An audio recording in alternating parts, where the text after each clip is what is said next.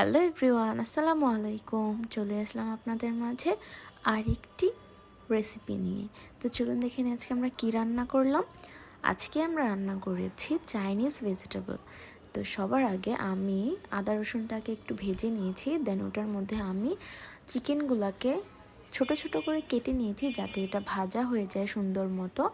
তারপর এটার মধ্যে আমি দিয়ে দিয়েছি কাঁচা মরিচ অ্যান্ড আরও যে সবজিগুলো আমি কেটে রেখেছিলাম ওগুলো আমি দিয়ে দিয়েছি। এটার মধ্যে আমি দিয়েছি গাজর আর পেঁপে, মানে যেই সবজিগুলো সিদ্ধ হতে একটু সময় লাগে ওইগুলো হচ্ছে আমরা একটু আগে দিয়ে দিব যাতে এটা ভালো মতো সিদ্ধ হয়। অ্যান্ড তারপরে হচ্ছে আমরা এটার মধ্যে দিয়ে দিলাম ব্রোকলি।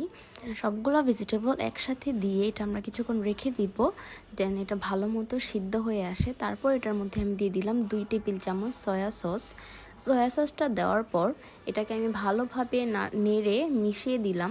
দেন এটার মধ্যে আমরা পেঁয়াজটা অ্যাড করব। পেঁয়াজটা একটু দেরিতে অ্যাড করতে হবে, কারণ আগে দিলে পেঁয়াজটা একদমই গলে যাবে। তারপর এটা হচ্ছে দেখতেও সুন্দর লাগবে না অ্যান্ড খেতেও তেমন ভালো লাগবে না। তো আপনারা চেষ্টা করবেন পেঁয়াজটা একটু পরে দিতে। সব কিছু দেওয়া হয়ে গেলে এখন এটার মধ্যে আমরা লবণ দিয়ে দিলাম।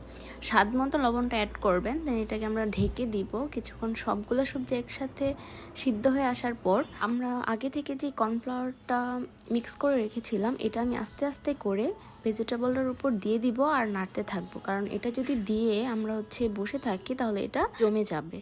তো আমরা খেয়াল রাখতে হবে যে এটা অল্প অল্প করে দিতে হবে। তারপর আমি এটার মধ্যে একটু টেস্টিং সল্ট দিয়ে নিলাম। অ্যান্ড আপনারা দেখতেই পাচ্ছেন এটার কনসিস্টেন্সিটা কতটা ঠিক হয়েছে অ্যান্ড কতটা সুন্দর হয়েছে দেখতে, খেতেও মজা হয়েছে। আমি এই ভেজিটেবলটা রান্না করি, আমার মা অনেক পছন্দ করে।